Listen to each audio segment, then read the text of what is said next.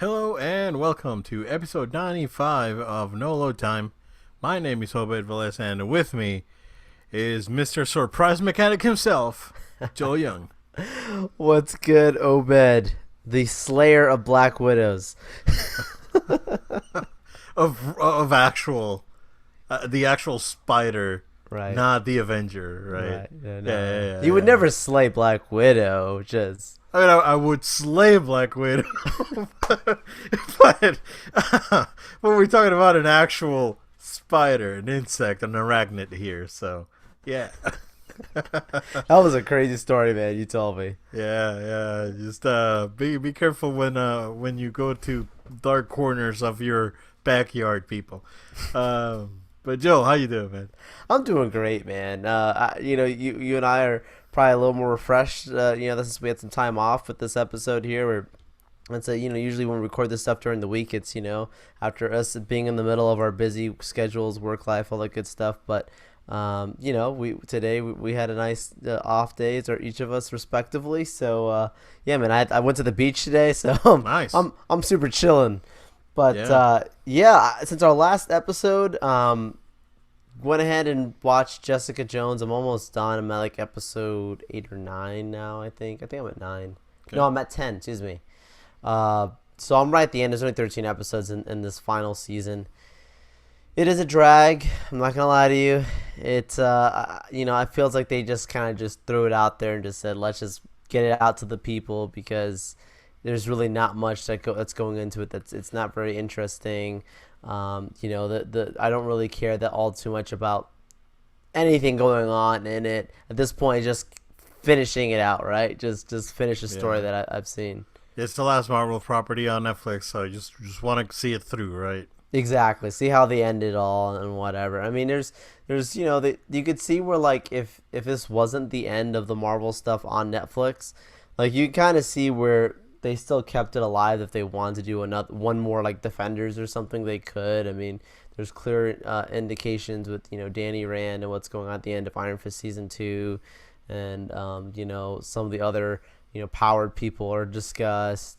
There's references to the MCU in general, which has always been the case with the Netflix stuff, but it's clearly just not interesting enough that it's probably performing very terribly. I can imagine it's just not very interesting. Yeah, I totally forgot that was even coming out. To be honest, me too. Like, I knew it was coming, and then I forgot, and then someone mentioned to me, like, oh hey, this is. I was like, oh yeah, I thought that was next week. Like, I didn't even.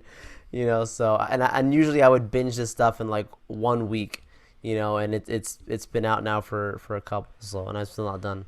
Yeah, it's a shame. I mean, and because there's nothing to look forward to. You just watch it and it's like, I mean, I'm watching it just again to see it through, but at the end of the day, there's not gonna be any payoff. No. For me to watch this thing. Which is sort of the way I feel, and you know what? I'm still catching up to like Punisher and whatnot. So Sure. That's the way I feel. It's like, well, this is not going anywhere. It's sort of pointless at this point. So, I mean, why? So I ask myself that question, Joel. Time is precious, though. So It is, and I agree. It's the summer, so it's pretty dry with stuff on TV or whatever. So this kind of been the thing that I might go to, but it's a drag, man. So I'm not recommending it for you guys out there. But if you want to see it finished through, go ahead. But don't have high expectations. With that being said, I got some positive news though. Obed, Comic-Con is a thing. That's coming up July 17th. If I'm not mistaken, that's from that Wednesday through Sunday. And with us being just weeks away from it, man, I'll be going out there, and I'll be doing some more No Load Time coverage. I'm fortunate enough to go out again.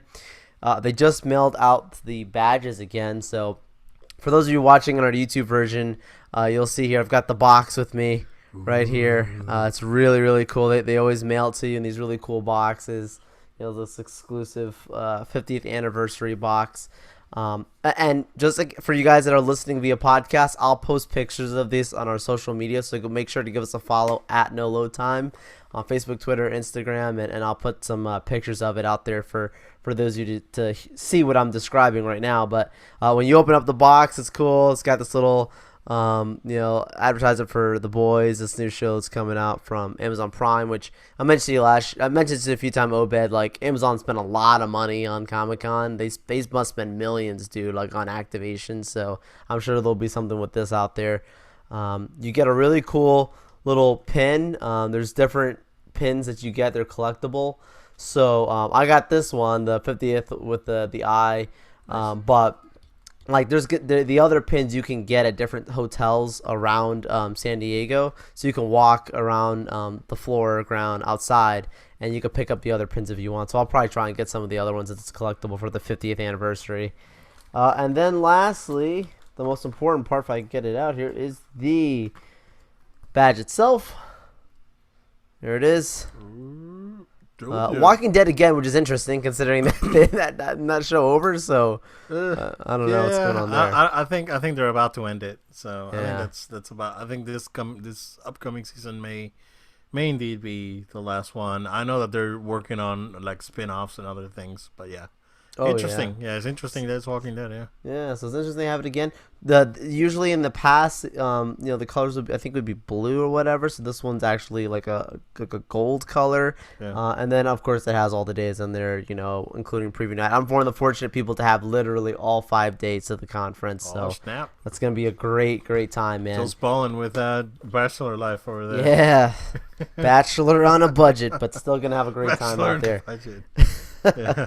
But I thought that'd be cool. And again, for those of you that are listening via podcast, I'll post the pictures of it on our social media. But man, I'm really excited for it. We'll talk about Marvel in a second here, but one of the things that did come out is that Marvel is supposedly coming back to Hall H. They took last year off, so Warner Brothers basically won by default. It was kind of like Microsoft's at E3, except that Warner's actually had a good show. Okay. Where Microsoft didn't. But this year Warner's is not going to be there, and but Marvel is supposedly going to be there according to deadline. And obviously, there's nothing publicly out there after Spider-Man: Far From Home. This will be literally just a couple weeks after Far From Home has already been released in theaters. So we'll probably get a massive lineup announcement according to Kevin Feige and some stuff he put out there. So I'm sure we're going to see a lot of different upcoming projects and some cool stuff. Probably the Black Widow film, Guardians, whatever else they're working on, Doctor Strange, whatever. So it's going to be an exciting time, man. I can't wait to be out there. I'll keep us covered when we get out there. Cool, man. Yeah, and speaking of Far From Home, I don't know if you saw those early impressions. Oh, it's great. That are out there that everyone's saying that it's mind blowing. Some are saying it's the best Spider-Man movie ever. Yeah. I heard that. I heard that it's just there's like 3 big twists in the movie that are great, and the post-credit stuff is fantastic apparently. So yeah, early buzz is very, very positive, and I'm really excited now for Spidey. For sure. I am. Oh, yeah, for sure. You're the Spidey guy. But yeah, we don't know, right? Because we don't know. I mean, we know that they're working on Guardians. We know that they're working on Black Widow. But other than that, what's next? I mean, we know that they said already that they're going to make another Black Panther, but there's really not any big details after Spider-Man. Usually we know like a year ahead. I was like, oh man, I can't wait for next year for this thing to come out, because this is a weird circumstance. We literally know nothing except for like the stuff that's being rumored in production, but Marvel themselves have never actually come out and like, yeah, this is what it is. So there could be some surprises or changes to stuff that we've even heard rumors. Who knows? Yeah, exactly.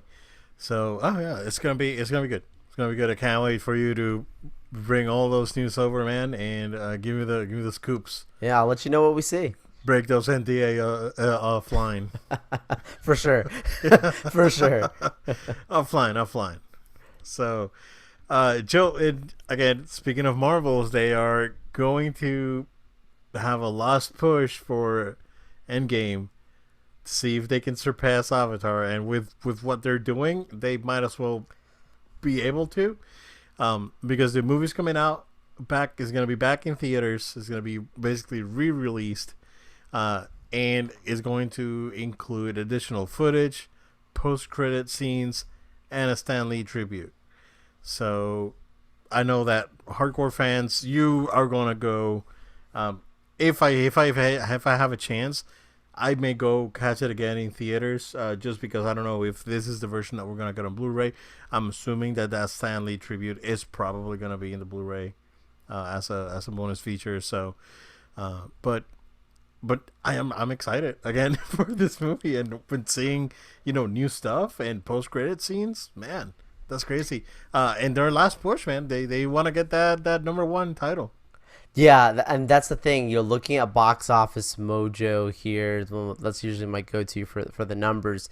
Look, Avengers Endgame is essentially, a little more than 4 million away from beating Avatar for the all-time worldwide box office numbers. So, I mean, you would think, Obed, them re-releasing it, $4 million is going to be a drop in the bucket, right? I mean, that's all they need. They need just there's a few of the hardcore people to come out there and see it one more time. They don't need all the casuals. They just need at least the fans, and they can easily make that money, and that would be historic. I think it's a great plan because honestly, I didn't see this coming, Obed. Like, I've been monitoring it almost every single weekend. I love looking at what the numbers are when people are going out to the movies.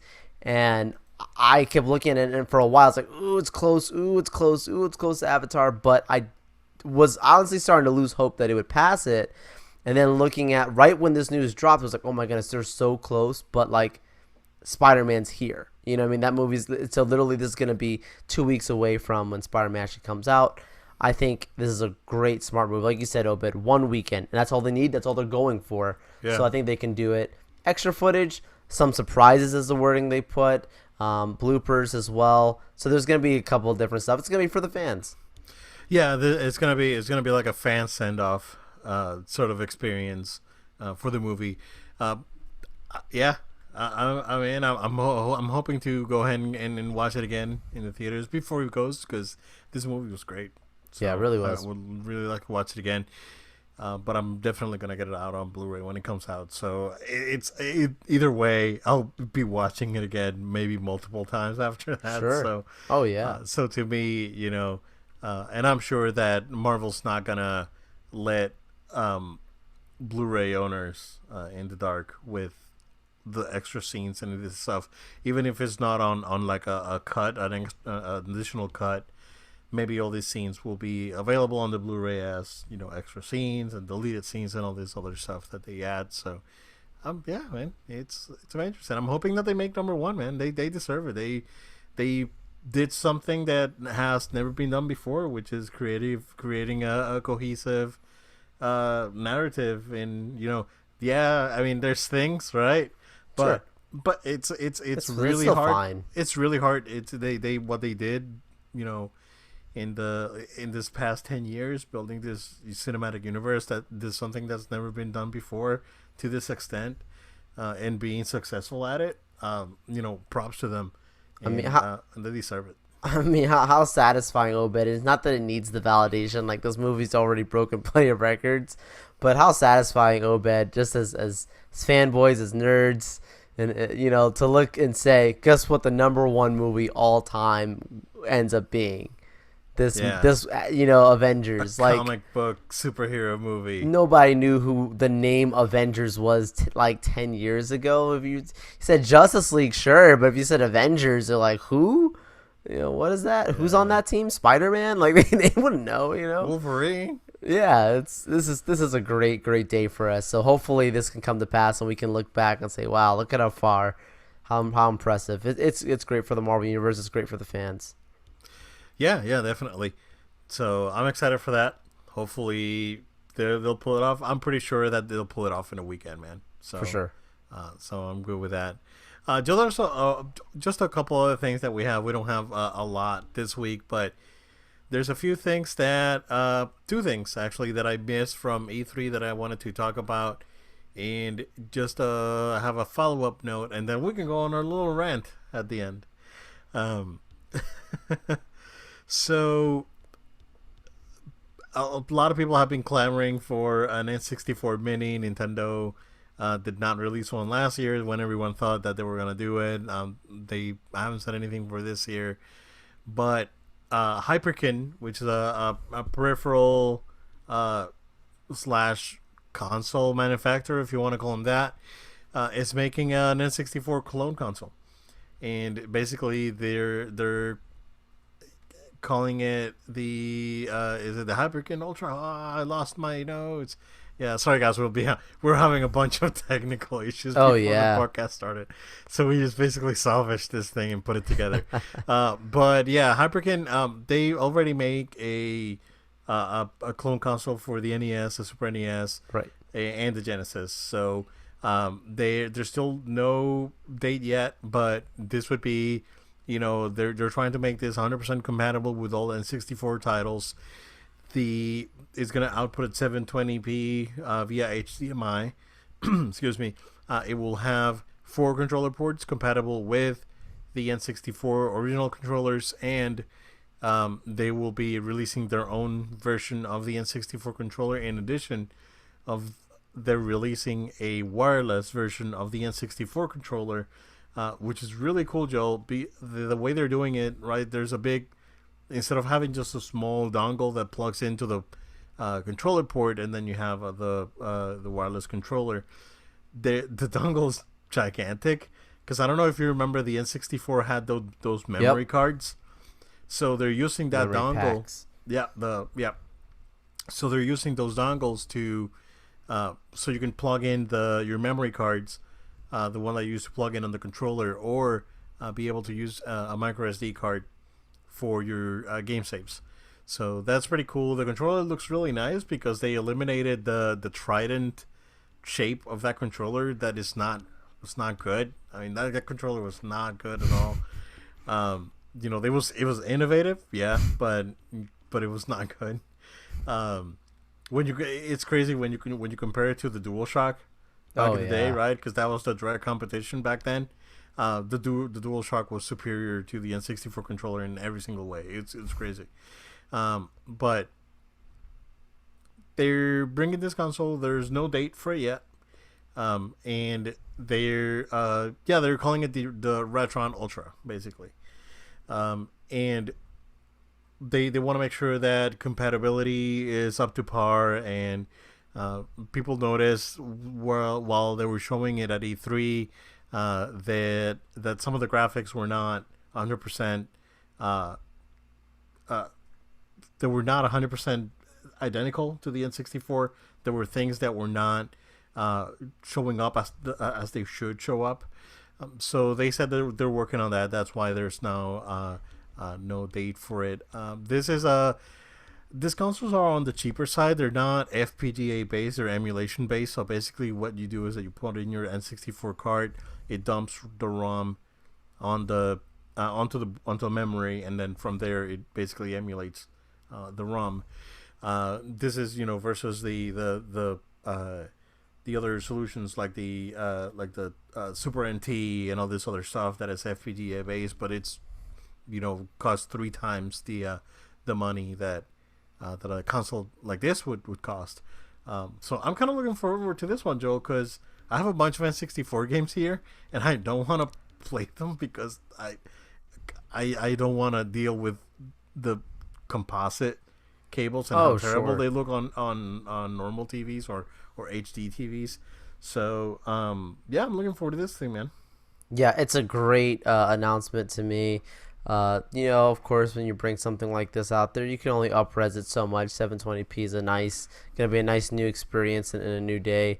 I think like when you were talking about the controller, I think that's probably the best thing that came out of this thing. Is like, look, I can play these games, like you're saying, in a convenient way, like, with it being up-res and working better with my HDTV, but having that wireless controller experience, keeping the classic games, it's going to be great. I can sit back and play Mario Kart, with my wireless controller on an N64. Yeah, of course. That's going to be, I could totally see myself getting something like this to have those traditional memories and experiences, that I've had before when I played on N64 still enjoy it now. Like that's, I think it's a great deal. Now, obviously, Obed, like, I'll be curious to see how it really works when it comes out. Like, You know, as it's an emulator, so like I'm gonna assume everything's gonna be just fine. But I'll be curious to see how this fully works. I know that their Super Nintendo clone, the Super Retron or Retron Super, whatever they call it, it's that one's fine because I was actually gonna get one of those, Okay. and I ended up getting I ended up I was actually gonna get one of those, and then the following week the SNES Mini came Right. back in stock, and I grabbed that instead. Um, but those are fine. There's no major issues with those. On the NES one, there are some problems with sound emulation. Like the game itself looks good, Sure. but there's something on the sound to me just doesn't sound the same. And I watched a few videos. It's like this sounds like garbage. I don't want to get Yeah. this thing. That's what Sounds I'm curious. yeah. So there was a few things that were off on when they were showing that footage from Mario Kart that people noticed, and it's like, oh, this thing is wrong. This is how it should look like, and they were putting like side to side pictures, and they said that they're working on it, and yeah, we'll see.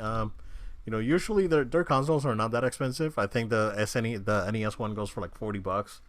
That's pretty And good. yeah, and 50 for the SNES one. So I'm assuming this is probably gonna be like 60, 50, 50, $60. There's probably not gonna be that much money. But another thing that Hyperkin's doing, Joel, is that they're releasing a full line of HDMI cables for retro consoles. So they're releasing because the same AV port that the SNES had, that Nintendo reused it for the N64 and the GameCube. So basically the same analog AV out.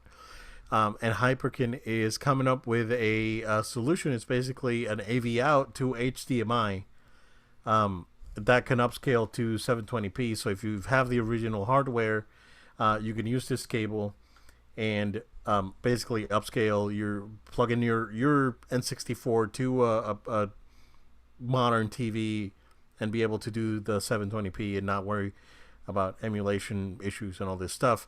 How good they are, I haven't been able to see videos on testing on this cables yet, Joe. I know that there's a solution for the Dreamcast by a company called Pound that has some there's something on is like either I think there's like a line is cropped out. There's some issues with it with that Gotcha. Pound version. So I'm curious to see how this one performs. But Joel, they're coming out with not only one for Nintendo, they're coming out with one for the PS1, PS2, Dreamcast, and Sega Genesis. So Hyperkin, they're really going for the retro market, man. They're really going hard.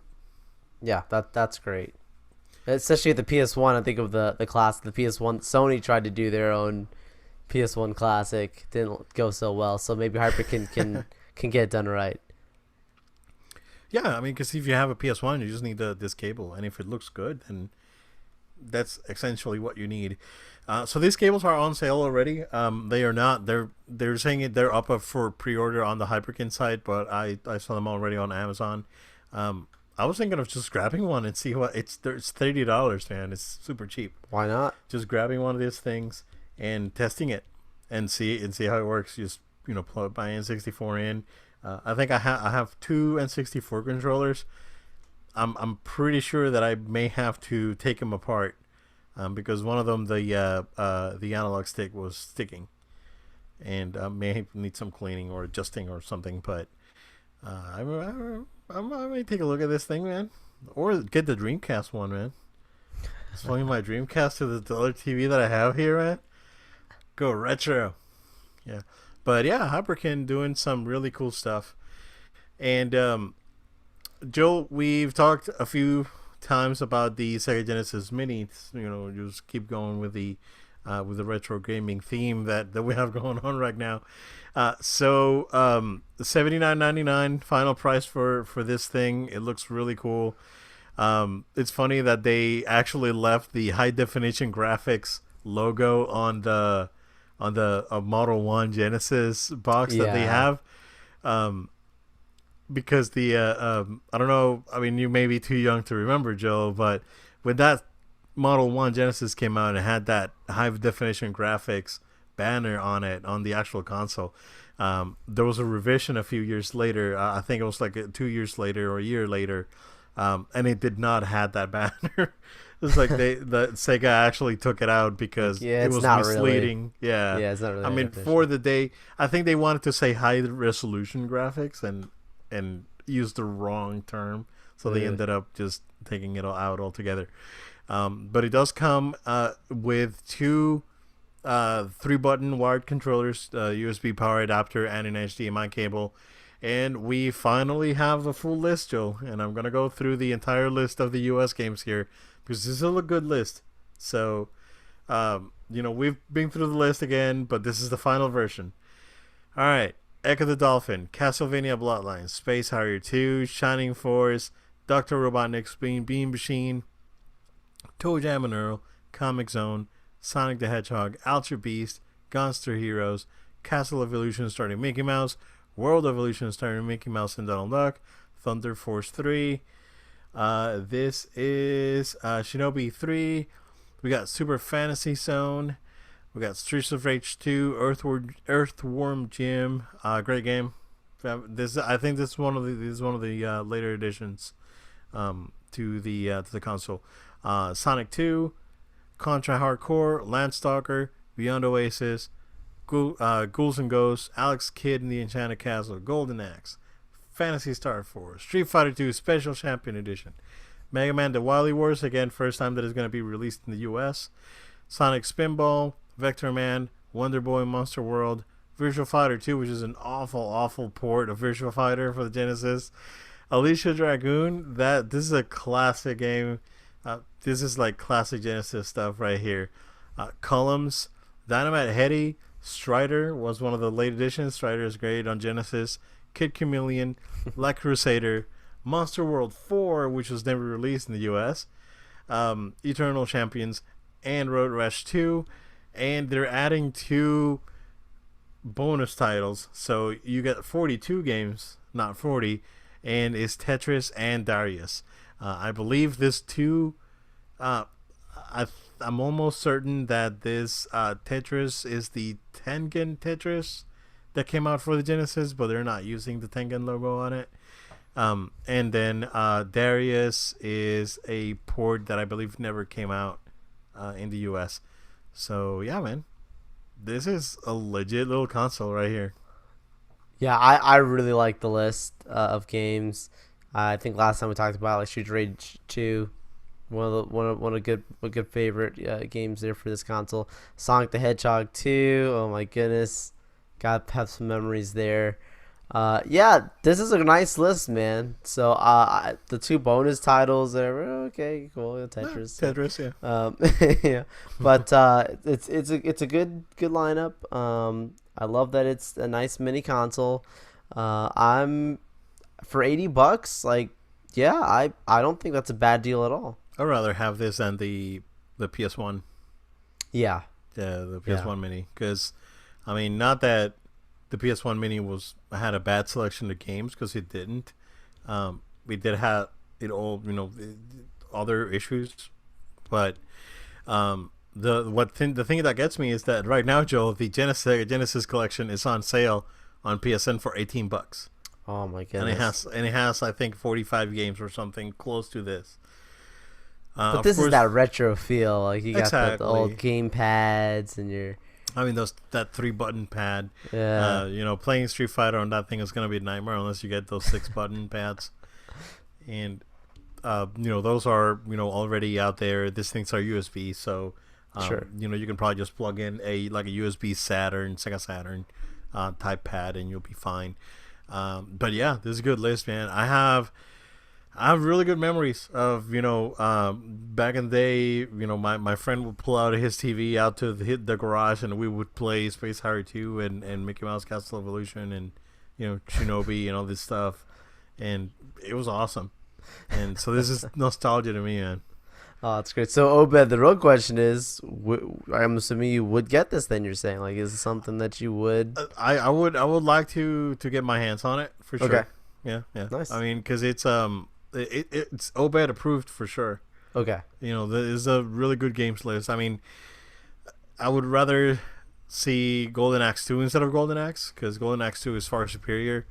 And then you have gigantic duds uh, like that Virtual Fighter port. That boy, yeah, that thing's rough. Um, and I would have loved to see Revenge of Shinobi. We get Shinobi 3. Overall, I think Shinobi 3 is a better game, but Revenge of Shinobi, I have more nostalgia for. I played Shinobi 3 very late. I think I played it. Man, I think it was like already like 1999 or 2000 when I played Wow. that game. Versus me again going back to playing Revenge of Shinobi with my friend back in like 1990. So it just goes back to what the Genesis was. So yeah, I mean, Ultra's Beast it's an awful game that's 15 minutes long, but it's there for nostalgia's sake, and but yeah, it's a pretty solid list. I may consider it for sure. Nice. I'm gonna take a look at the games that are on that Genesis collection, and I'll compare it because it's I mean $18 right now on PSN for that collection is not bad. And I think it's on sale on the Switch as well. So either or, it'll run great. So, but yeah, this thing's September 19th. It's official. It's done, and looking forward to it for sure. Nice. Joe, before we go on our rant, just want to touch a little something that came about after or during E3 about the Breath of the Wild sequel that was announced at the Nintendo event. And the first thing that I thought when I saw this game is, oh, this is this DLC for Zelda. And sure enough, basically, they confirmed that what had happened is that the team had so many ideas for DLC, and they wanted to do a second expansion, but they had so many ideas that they just decided to make a second game. And when I heard that, I remembered that the same thing happened to Majora's Mask. Ocarina of Time came out. Majora, and then there was the story behind it is that someone told Miyamoto that they can come up with a Zelda game quicker than he could, and Miyamoto was like, "Well, let me see what you got," and they made Majora's Mask in 18 months. Wow. So, and shipped a full Zelda sequel in 18 months. My goodness. So I think this is something similar to that. The Champions Ballad DLC came out in December or November of 2017. So that means that this game's probably been in development since like December 2017. I think this game's coming out next year, Joe. I think this game is gonna be. They're ready. Yeah, I think this game is way, way, way far along. They, I think this game's coming out with the enhanced version of the Switch next year. Ooh, that'd be nice. It's gonna be the game that they release hand in hand. Because wasn't Breath of the Wild a part of the first, like, one of the official launch titles for it was a release title for the Switch. Yeah. So in essence, like, for the new and improved, easy, smaller Switch, whatever. Well, it's not the smaller one; is the enhanced. The enhanced one. The smaller one's still down the line. Yeah. So the small one, I think that's coming up with Pokemon. Okay. When Pokemon comes out now in November, that's when we'll see that one. That's my prediction. Interesting. Stamp it. Heard on No Load Time. Timestamp it. That thing's gonna get announced in September. Is gonna come out with Pokemon. Wow. That's my prediction. And then the enhanced version of the Switch will come the same day that the Breath of the Wild sequel comes out. I don't know. I mean, I may get that enhanced Switch just to have games look prettier. Not that, again, I have a 4K TV hooked up. I have my Switch Sure. hooked up to the 4K TV. You don't really see how bad the game looks until you get like really close by, and then you see the TV, filling out empty spaces and whatnot. Right. But when you're sitting back in the couch, 10, 15 feet away from the TV or whatever, you don't really notice it.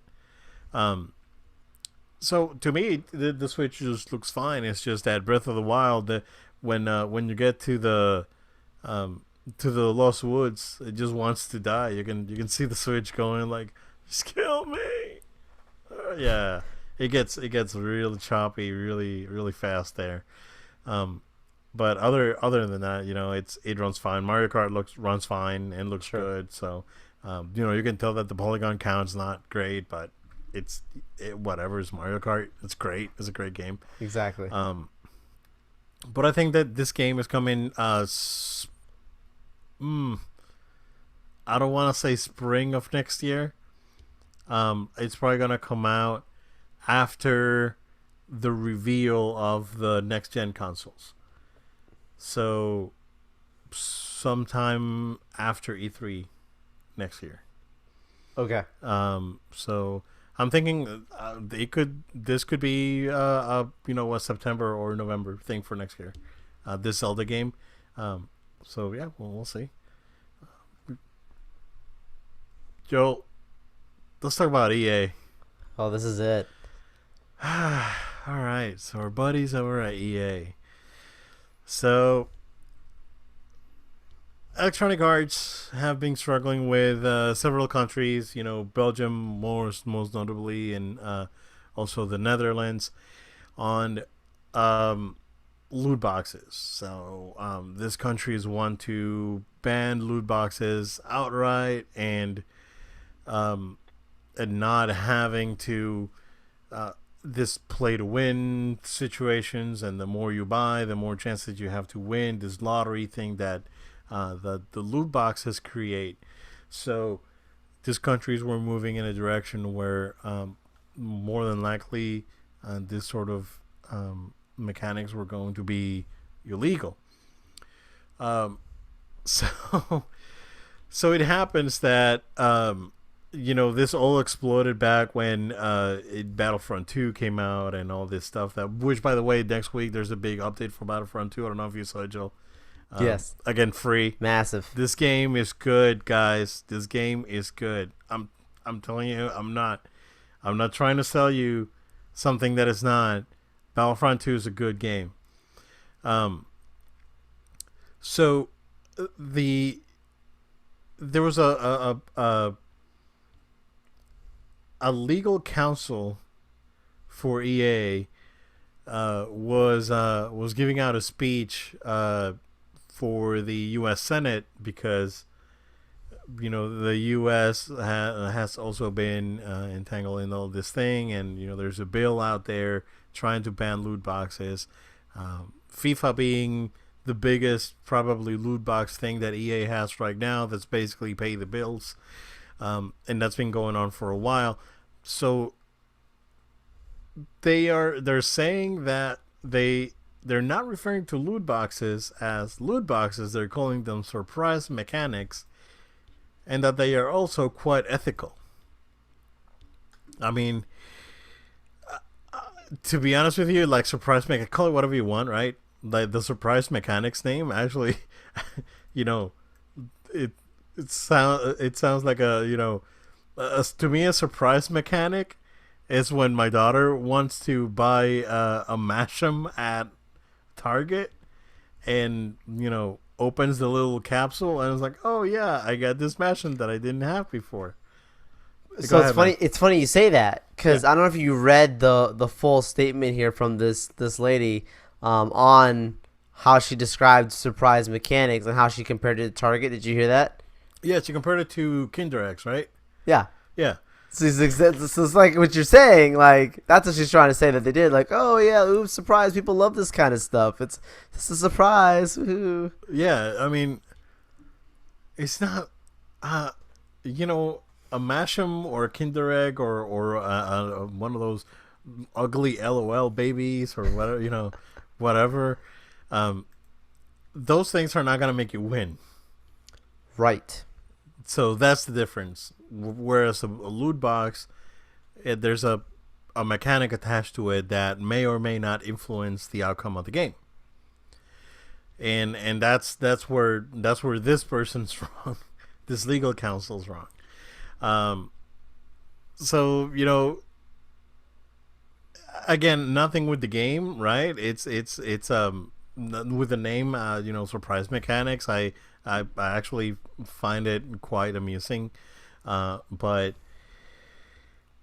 it's the problem is saying it's ethical because again going back to the Kinder Egg comparison and it was like right on the money. You get the Hatchimal or whatever, and your kid's gonna be happy, right? Because it's, hey, surprise, you're a kid. What do you know? But when you're employing this sort of mechanics into a competitive even scenario, then it becomes a problem. You know, the also I don't know if you heard, Joel, that the Jedi Fallen Order game will have microtransactions, and they are going to be cosmetic. They did announce that, so I'm okay with that. and also the Avengers game, they said that they were going to have cosmetic Oh, microtransactions, they'll which get is money fine. on that. Yeah, I mean, because you can buy, you want to buy, your Mark 47 suit for Iron Man, right? Or the Captain America that really looks like Captain America. You get Captain America with a helmet on all the time. Yeah. Oh So I man. mean, it was That still microtransactions might work for that game. yeah. Oh, also, on an update on that, yeah, they're not gonna change the models like we said No, I know, last week. yeah, last week, yeah, Yeah, yeah. yeah, yeah, Which is a yeah, shame. yeah. But Auto whatever. correction right here from last week. They're not gonna change the models, so yeah, there's that. But yeah, Joel. I mean, um, yeah, EA keeps trying to defend this thing. It's like Right. it's. I just don't feel like there's a necessity for it. It's frowned upon by everyone in the community. No one likes it, right? It's a monetization method that it's gaming as a whole. It's people don't like it. The audience doesn't like it, and then you have legal problems in other countries and even in this country. So I don't know. I don't think EA wants to change course with this as much as they want to damage control it, and that's what concerns me. Because at this point, you know what? If it works for FIFA, screw it. Just leave it on FIFA, right? Because people are paying the stupid money to Oh, for have sure. Ronaldo on their team or whatever, right? The FIFA fans love it. Just here's the thing, right? Just because fans like the mechanics, not all of your games have to have it, and that's the problem here. Because you know, just because Marvel versus Capcom fans like the tag mechanics on the game or whatever, that doesn't mean that every game needs to be a team, uh, a 3-on-3 or 2-on-2 fighting game. That's the same. That's the same thing in a truly ethical way, Joe, because that's truly ethical. Where it's a gameplay mechanic that you can just put across the board, versus a monetization mechanic, which is not. Um, I don't know. I mean, I know that there's been changes at EA. There's been positive change at EA. I don't know if you saw that the CEO, um, the CEO renounced to his bonus to give employees a bonus. Yeah, that was good. You know, and that's again damage controlling it, right? But that's what Satoru Iwata did at Nintendo for years, dude. And the guy died 4 years ago. So you know they're trying to some extent, but then at the same time you get this sort of messaging out of him, and I just don't know.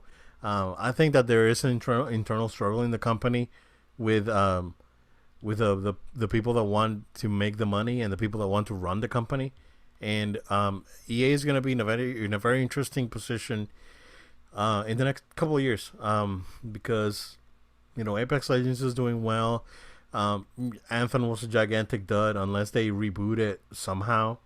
I wish they could very well, reboot Anthem at the end of the year, like say, the end of this year, like a just like what Final Fantasy did with Final Fantasy 14 when it came out, and everyone hated it, and they shut it down, and they, wrote it in the actual lore that there was a cataclysmic event in the world, and the world ended, and the world was recreated by the goddess, something like that.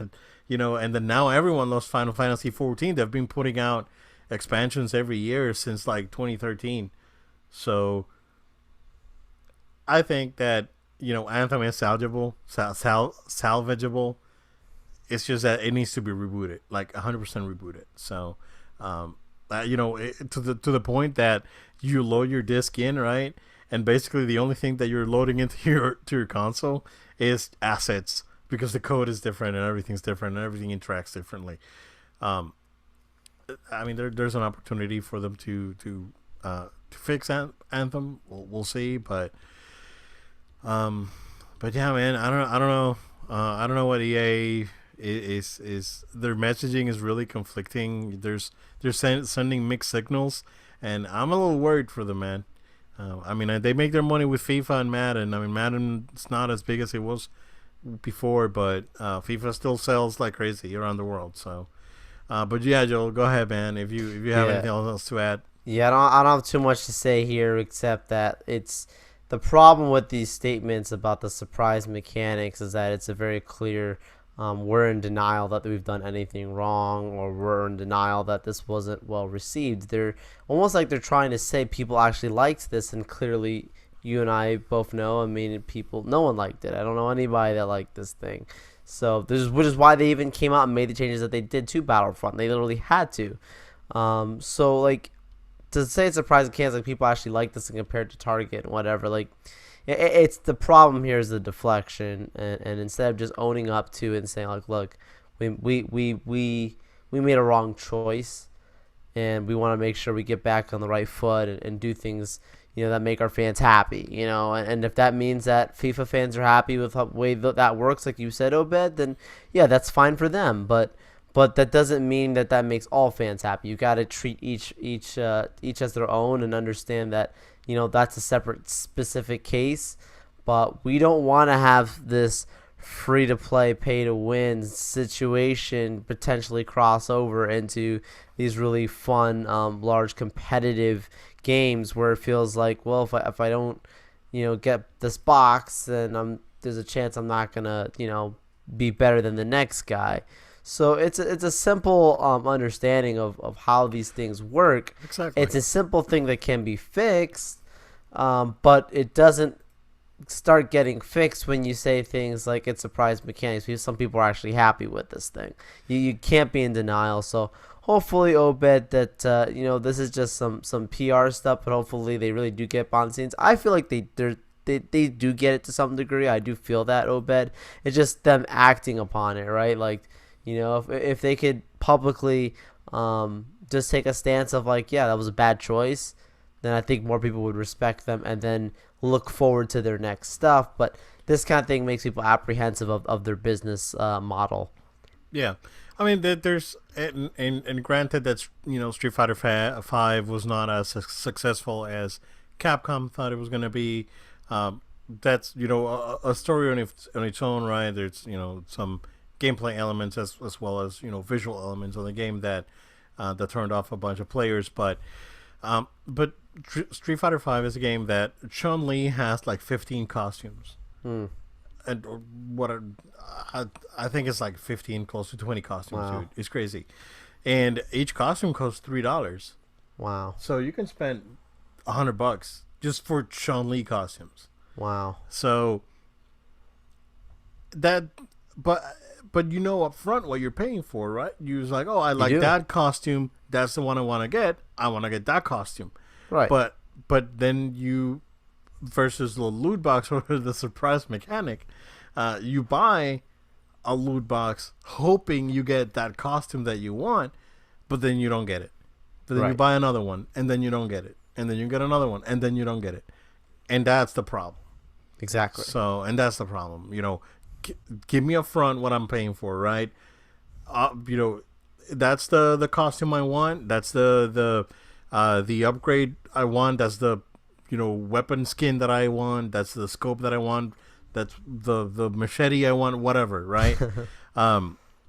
That put it on the store. I see it. I pay for it. That's it. But don't make me pay for a box without me knowing what's in there, because that's stupid, and I will never pay for that, and I've never done so. So I mean, I just don't know. Like the best example was Battlefront, right? Battlefront 2 was definitely messed up, where they had this heavy loot box thing. The problem with Battlefront 2 was that their messaging was really bad. And you could actually level up without having to use the loot boxes. It would just take you for friggin' ever. The loot boxes just gave you a chance of cashing into some early upgrades, basically.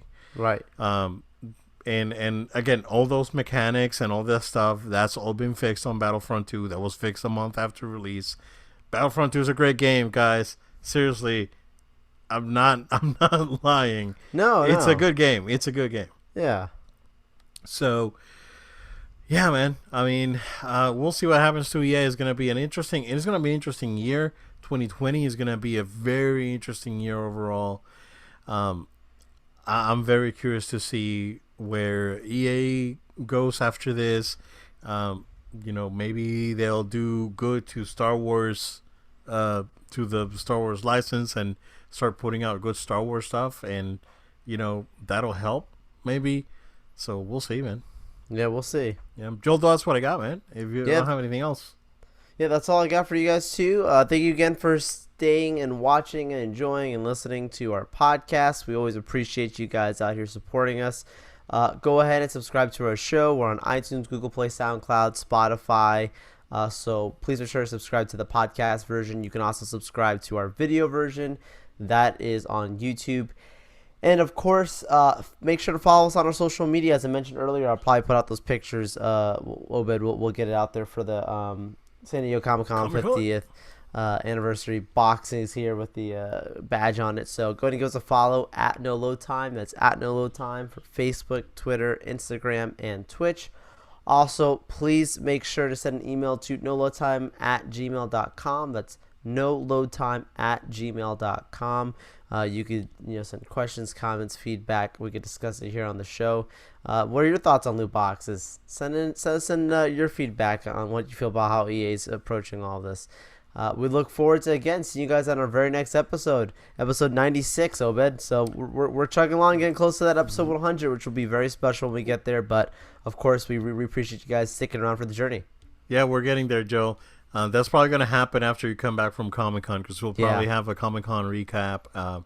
But for sure, guys, we're planning a special 100th episode of No Load Time. So just keep thanks again for your support, and watch out on social media, and we'll see you again next week. See you next week, guys.